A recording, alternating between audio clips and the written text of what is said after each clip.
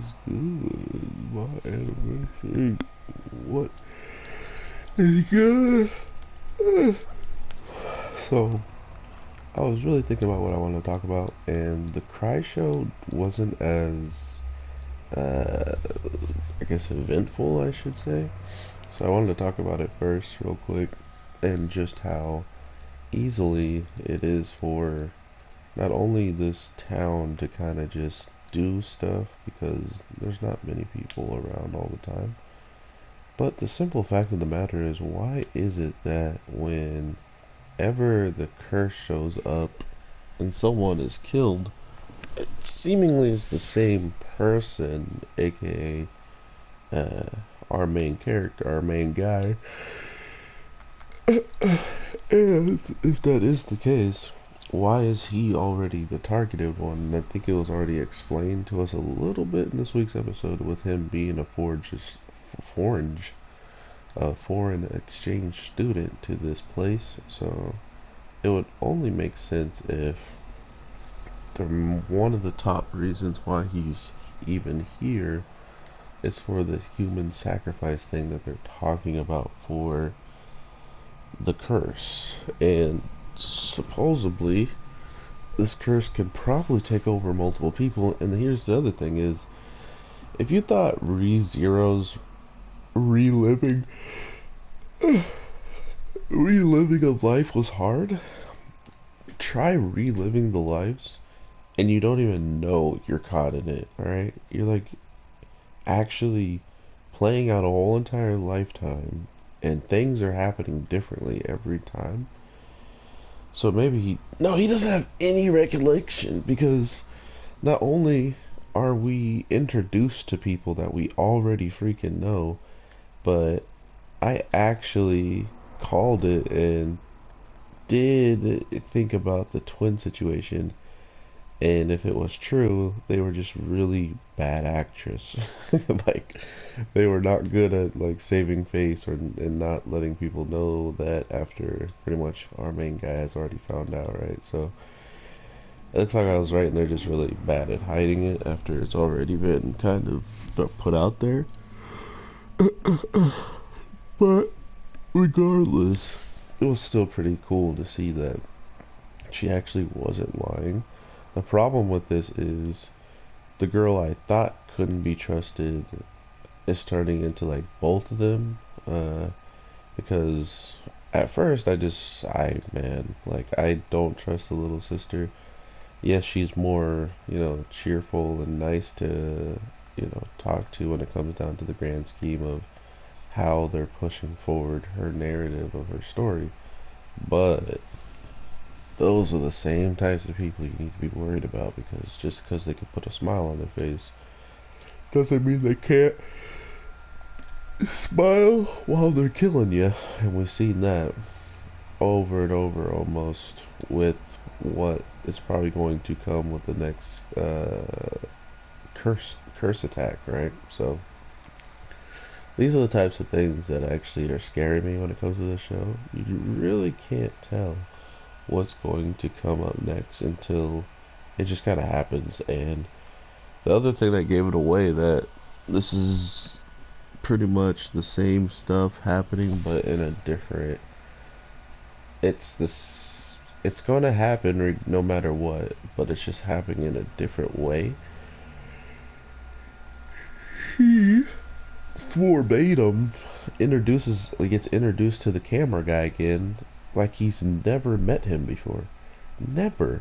The same guy that we bumped into like 3 or 4 times before the actual the initial reset happened, right?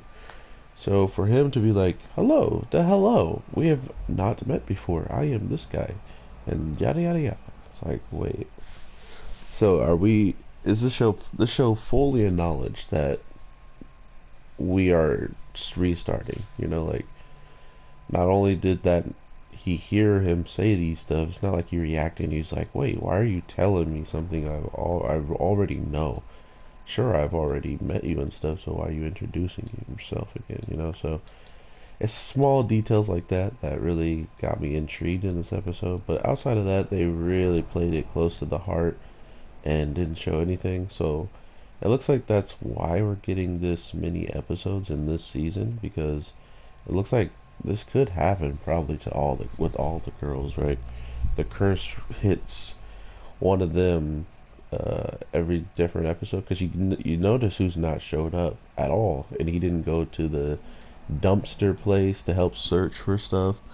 All of this stuff is missing all of a sudden, and what's in return, like what's taking its spot, is the girl who has a twin sister that we didn't really even hear much of, because she kept leaving earlier throughout those episodes, which actually makes sense of where she was leaving to, because she actually has a job.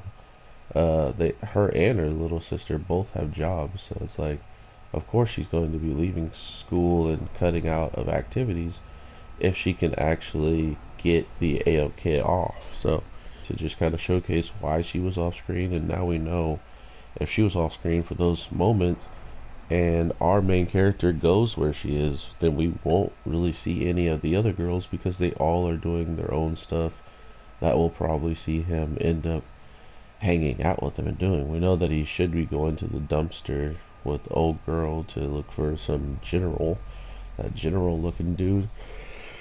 Uh, but yeah, I really do like what they're trying to set up here. It makes a lot of sense in my mind that they're just trying to pull the rug from underneath us, with trying to see how, people pay attention and how you kind of watch this show, because already it was kind of a mind flip when you have something as dark as you do, and then all of a sudden the next two episodes are light, and no one mentions any of that stuff. Mind you, one of the sisters didn't want to hear about the curses and left, and straight up was trying to pull him away from it, almost as if maybe she's the good one, right? Like, that was my one indicator to guess who was bad and who was good, because not only do these people introduce themselves the same night that they then get caught trying to break into the storage, they then say, "Oh, yeah, we unlocked the storage," and this blonde girl's like, "Yeah, we really want to see what's in there. It could be some interesting stuff. This place is abandoned. This place is legendary. This place is this. But I'll let you go in first." What? No, huh? No, you go in first. What are you? No, y'all broke. And then she's like, "You guys are my partners in crime." Okay, then go do the crime, and I'll be the partner witnessing you walking in.